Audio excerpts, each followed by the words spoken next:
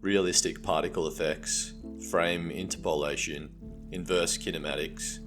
1080 Snowboarding brought the thrill of the slopes to your living room in brain-rattling 3D graphics. In this video, we will explore this powder flippin', snow slippin', ice skippin', snow pants be drippin', trick rippin', tree trippin', cool whippin'. Ooh, let me have some of that Cool Whip. What'd you say? You can't have a pie without Cool Whip.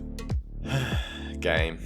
Released in 1998 by Nintendo and developed by the legendary team at Nintendo EAD, 1080 set the standard for snowboarding video games. This game is considered one of, if not the, best snowboarding games ever made. Let's find out why. In this video, we're taking a trip down memory lane to revisit 1080 snowboarding for the Nintendo 64. Strap in, because we're gonna shred some nar. And where should I tell them you're going? Just tell them I'm shredding the nar. Oh, just one more thing. If you have or haven't seen it, my Super Mario 64 video was the first in the series I called Video Game Goats. For those of you who don't know, that means the greatest of all time in video games. This series, and playlist for that matter, will include retrospectives for games which don't quite make the cut, but for those which many people remember fondly. This is Nostalgic Nod 1080 Snowboarding.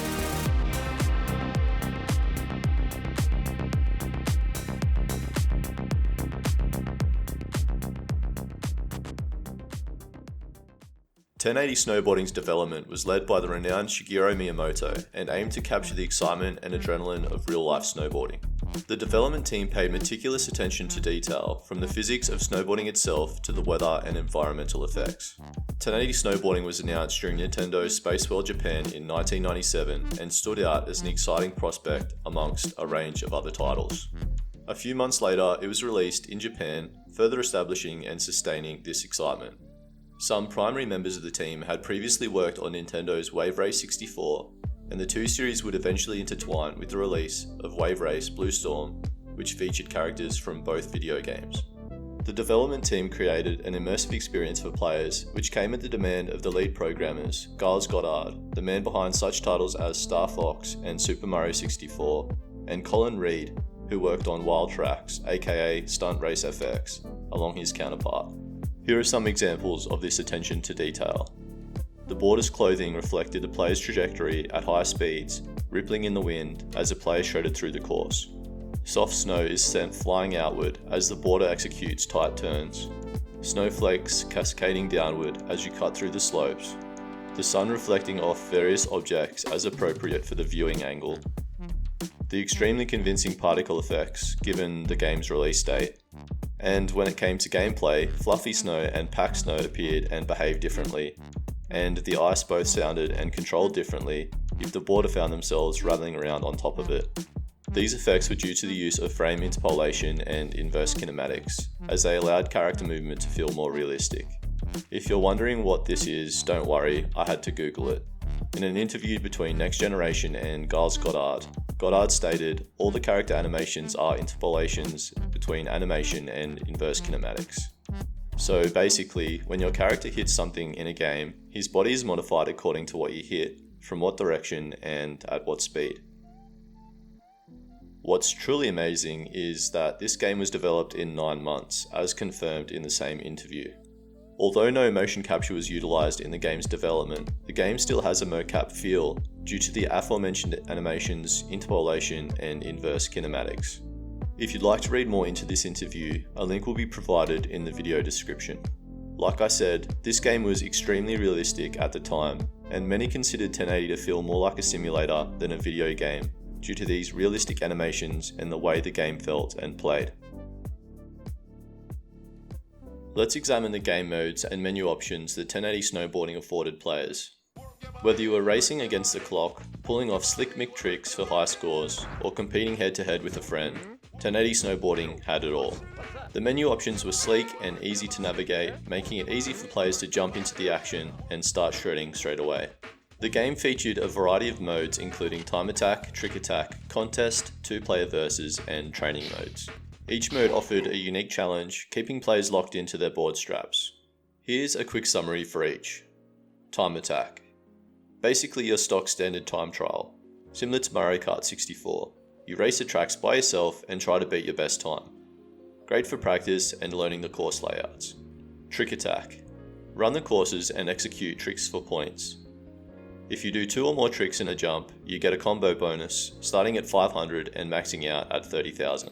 When you do rotation tricks higher than a 360, you get combo points for each rotation and the last half rotation.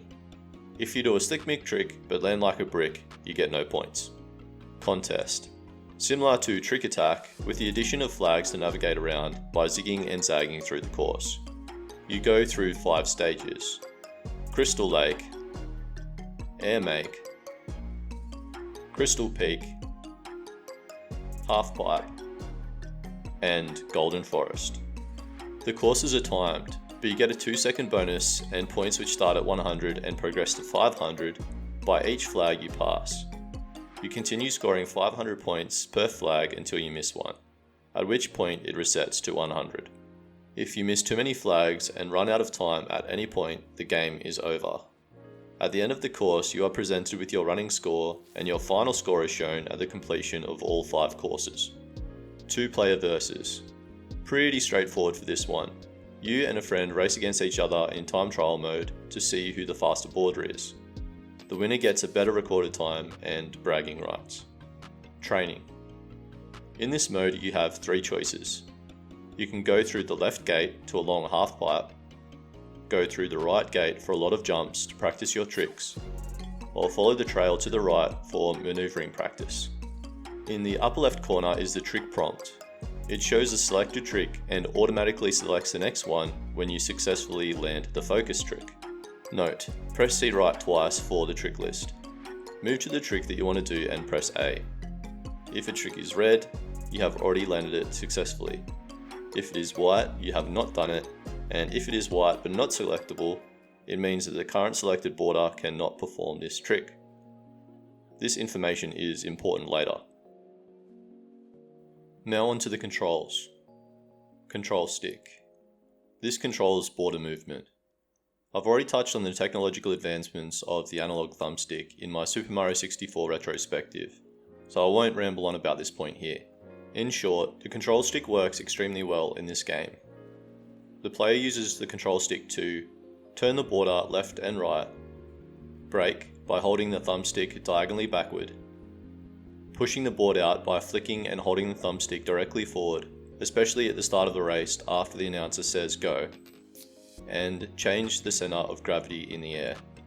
Z button, tuck. Make your rudder tuck by pressing Z. This will reduce air drag and increase speed, but it also decreases maneuverability, as it drastically inhibits steering. Pressing Z also helps your board to land. If you press it right before you land, and your board is level with the ground, you are almost guaranteed a safe jump. C buttons, change the viewpoint. A button, jump.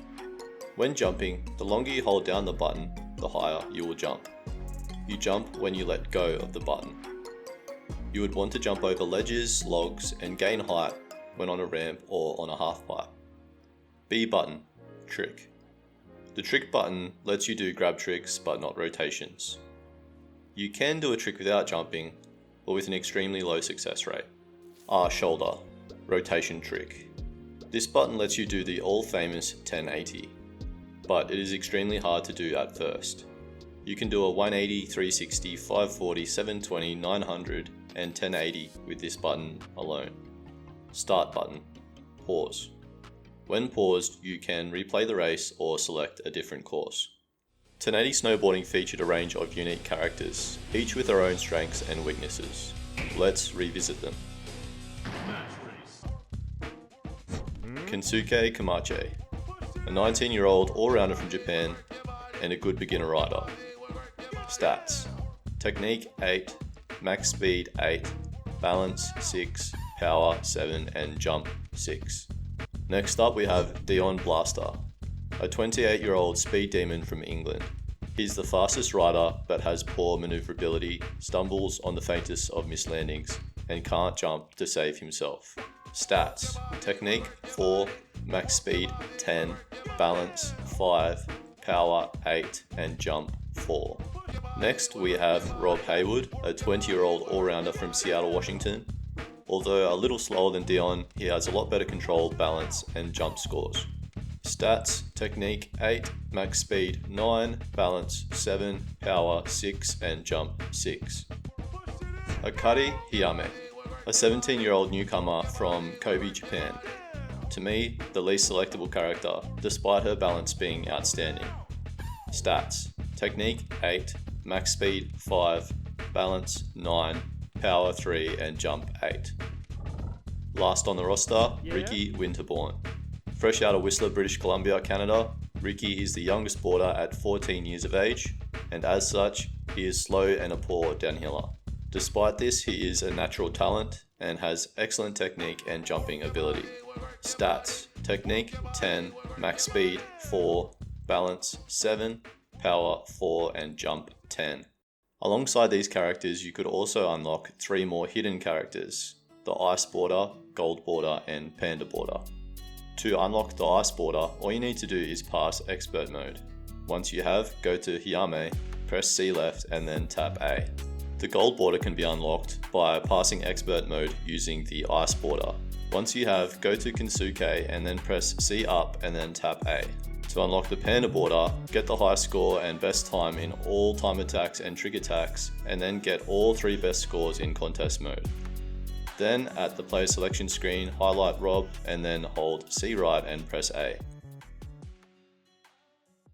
This game also allowed players to customize their experience with different board options, each affecting their performance.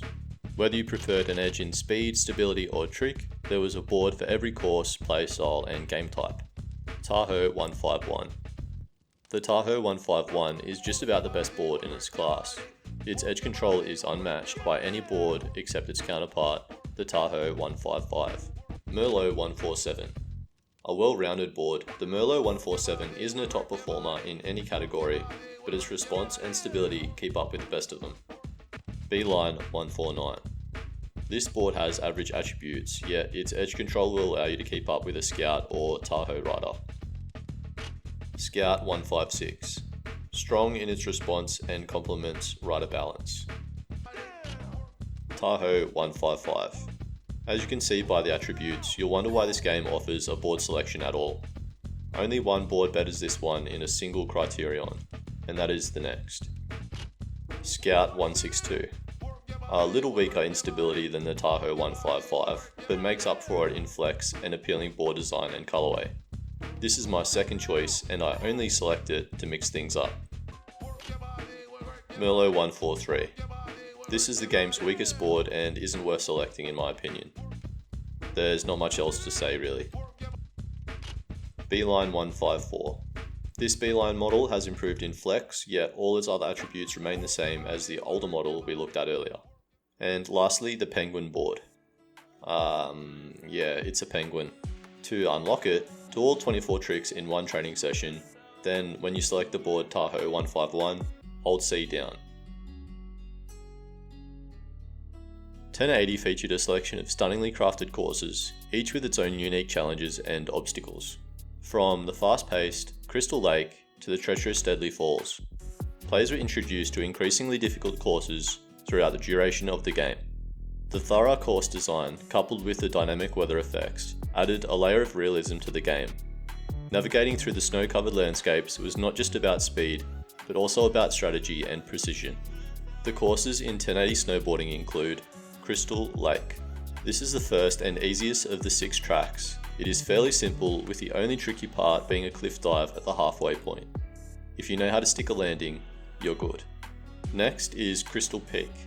Another simple course design with a few level changes, long gentle turns, and the occasional tree and ice path.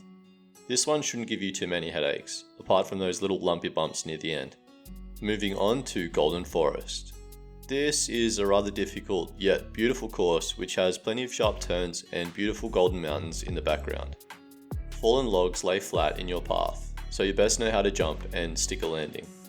An icy path cuts through the final section of the course, making for a sketchy descent to the finish line. Mountain Village. Visibility is at a minimum in this course, as snow falls for its duration and draw distance is limited. There are buildings with ledges to jump from, large boulders and long winding cabins which open to a beautiful mountain landscape and river far in the distance. You will also contend with signs, guardrails, roads and jumpable roadblocks once you finally reach the namesake village. Second to last is Dragon Cave.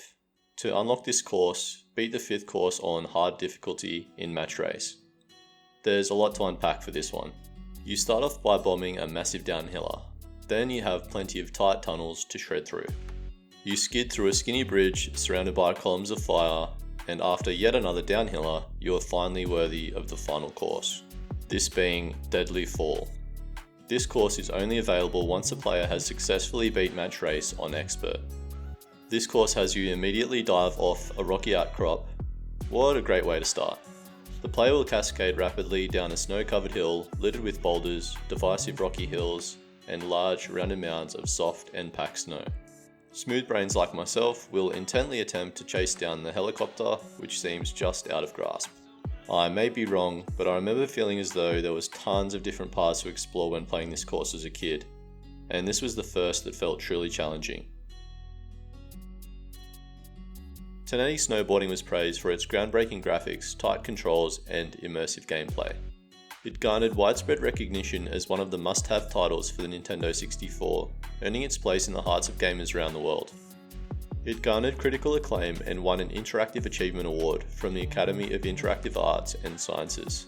1080 also won the AIAS Console Sports Game of the Year Award at the 2nd Annual Interactive Achievement Awards. PC data, which tracks sales in the United States, reported that 1080 Snowboarding sold over 800,000 units and earned over $40 million in revenue by the end of 1998. This made it the country's 7th best-selling Nintendo 64 release of that year. Although 1080 sold 1.23 million copies overall, it did not match the success of the developer's first game, Wave Race 64, which sold 1.95 million units. IGN scored the game 8.6 out of 10. Noting its unique tracks, air make and half-pipe modes, 2-player and rumble pack support, calling it an ultra-realistic look with spectacular graphics and tons of tricks, jumps and air. GameSpot also provided a positive review of the game, scoring it 8.6 out of 10, also calling it one of the best snowboarding games available on any system. Metacritic, Nintendo Power and Edge would give similar scores, scoring 1080 88 out of 100, 8.5 out of 10, and 8 out of 10 respectively. As I stated in the introduction of this video, this viewpoint was echoed by many, and it is still considered one of, if not the best snowboarding game of all time. 1080 Snowboarding soundtrack, characters, What's up? Fine then. Okay. and locations still drum up nostalgia for me and so many others when they slap this game into the Nintendo 64 dust tray and cut through the courses for one last burn. And with that, there you have it, wrapped in a tight little bow, a nostalgic journey through the snowy peaks of 1080 Snowboarding for the Nintendo 64. From its development to the exhilarating gameplay, this game has left a lasting mark on the world of gaming. If you yourself have any fond memories of shredding the slopes in 1080 Snowboarding, please feel free to share them in the comments below. And with that, you've made it to the end of the video, so firstly, thank you, and secondly, if you'd like to, please feel free to subscribe to the channel, like and leave a comment. Full disclosure, it helps me out a bunch and will allow me to grow my channel. If not, all good, you viewing this channel is enough, so thank you again. Until next time, this has been Nostalgic Nod 1080 Snowboarding. I've been your host, Grant Kitchingman, and you've been somewhat entertained.